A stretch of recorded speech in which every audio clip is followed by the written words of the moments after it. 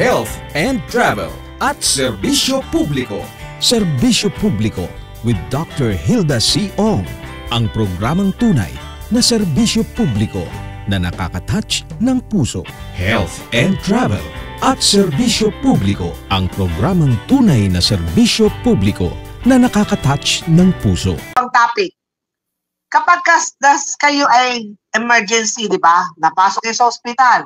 Ngayon, ang naging problema po ninyo, na kayo ay below, kung kayo 60 and above, automatic, may PhilHealth pa kayo makukuha. PhilHealth deduction. Pero kung kayo ay nasa 21 to 59, tapos hindi kayo nakapaghulog sa PhilHealth, wala kayong kumbaga may kulang ang hulog ninyo. Kasi dati-dati, dapat at least may 6 months latest contribution sa PhilHealth. Pero ngayon, pag emergency, na bigla kayo napasok sa ospital, at kayo ay lalabas ng ospital, kung wala kayong PhilHealth o kulang bayad dito sa PhilHealth, dapat bigyan kayo ng PhilHealth benefits ang ospital. Bakit? Dahil sa ngayon, dahil sa batas, dahil po sa Universal Healthcare Law, kahit na kayo ay walang hulog sa PhilHealth o kaya kulang ngayong hulog sa PhilHealth, dapat bigyan po kayo ng PhilHealth benefits. Dapat kung ano karapat-dapat na deduction sa PhilHealth dapat ibigay. Kapag hindi binigay, pwede po kayo mag-message sa akin o pwede naman kayo magreklamo sa PhilHealth na daw si hospital, ayaw ko bigyan ng PhilHealth deduction. Kung kayo ay, syempre ito ay kung kayo ay Filipino ha, Filipino citizen, you're entitled na under the Universal Healthcare Law, kung wala kayong hulog o kulang kayo sa hulog sa PhilHealth na kayo na-admit sa ospital, kailangan po kayo bigyan ng PhilHealth benefits. Hindi pwede sabihin na ospital, ay, patagal ka na walang hulog o kulang hulog nyo. Kaya hindi ka qualified for PhilHealth benefits. Mali po yun. Kaya dapat sabihin ko sa ospital, hindi. Narinig ko sa radyo, narinig ko sa Facebook, napanood ko sa Facebook, sinabi ni Dr. Hilda Og, kahit na wala akong hulog, dapat bigyan niyo ako ng PhilHealth benefits. Kung hindi, magsusumbong ako kay Agaran Servicio Lady. Which is totoo yung sinasabi ko sa inyo, kailangan meron kayong alam. Meron kayong alam na itong ay batas na. Na kung wala kayong hulog in time of emergency, nandun kayo sa ospital, dapat kayo bigyan ng PhilHealth deduction. Yan. Tapos sa mga naman tatanong sa akin na emergency ang pagpasok nila sa ospital.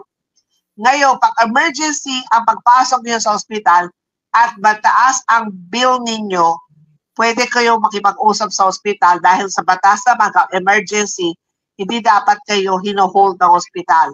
Dapat pinapayagan kayo umuwi, pipirma ko, gagawa po kayo ng promissory note. Kung ito ay papasok po ninyo ay emergency. Kaya naman itong topic na to ay napaka-importante para alam po ninyo. Alisin ninyo yung nasa sinasabi nila na doon tayo pupunta sa nearest hospital. Hindi. Ninyo, doon kayo tatakbo doon sa ospital kung saan talaga kayo nagpapagamot. Dahil yung time frame na tatakbo kayo doon, tapos doon kayo naka-standby lang sa ER na hospital na wala kayong kakilala o wala kayong, kumbaga wala attending doctors na kakilala po ninyo o kaya kulang sa gamit ng hospital na napuntahan po ninyo. Yung oras na pag-standby po ninyo, nakarating na kayo doon sa hospital dapat na doon maasikaso ka. Kasi meron din ako pero ako dati during the COVID, meron isang kapatid ng best friend ko, napunta siya doon sa ospital, naghintay na katagal-tagal. Hindi talaga naasikaso. Kaso during the COVID time, ang kumbaga yung oras ay napaka-delikado. So pagtakbo niya sa ospital, doon siyempre nilipat ko sa Chinese Gem, too late na. Kung sana, kung tinakbo niya kaagad sa Chinese Gem, naagapan sana yun. Kaya sabi ni Dente, nag-drop ang kanyang hemoglobin to 80, ang platelets niya, 69 na lang. Pwede daw ako matigok, doktora. Totoo yun. Pwede ka maaari kang matigok that time. So, meron kasi, nung napasok si Dente, meron siyang butas sa kanyang sigmura, and then plus, meron din siyang dengue. Kaya, tapos ang kanyang platelet ay nag-drop to 69. Kaya yung na, pagkatamang doktor ang yung attending doktor, talagang masisave ang buhay po ninyo. Natawa nga ako kay Dente. Meron na nga daw siyang meron na nga raw siyang ginawang last will Kinento sa akin ni Dr. Josetal. Alam mo ba, yung kaibigan mo, meron na siyang ginawang last will.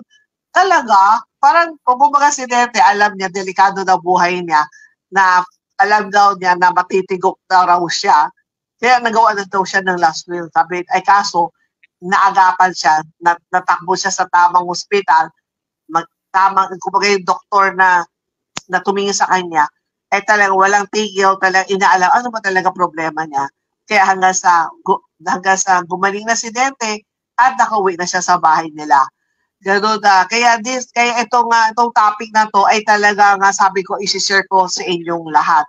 Na sana tandaan po ninyo lagi ha, huwag sa nearest hospital. Punta kayo sa hospital kung saan alam ninyo, kung saan yung attending doctors ninyo, o sa hospital na may kakilala kayo, o kaya naman meron kayong kaibigan o kamag-anak na may kakilala doon sa ospital na may tatawag doon, katulad sa akin, si Dente, nung napasok, ako na nagtatawag sa mga doktor na titingin sa kanya. Kaya nag-okay na si Dente. Kaya thank you po sa mga doktor sa tumingin kay Antonio Dente. Kaya see you Dente sa ating mooncake party. Kasi tinanong ko na si Dr. Josetan. Sabi niya, pwede na si Dente pumunta doon sa mooncake nyo. Pwede na siya kumain na. Kaya see you, Dente, sa ating mooncake party. Kaya maraming salamat po sa pagsama po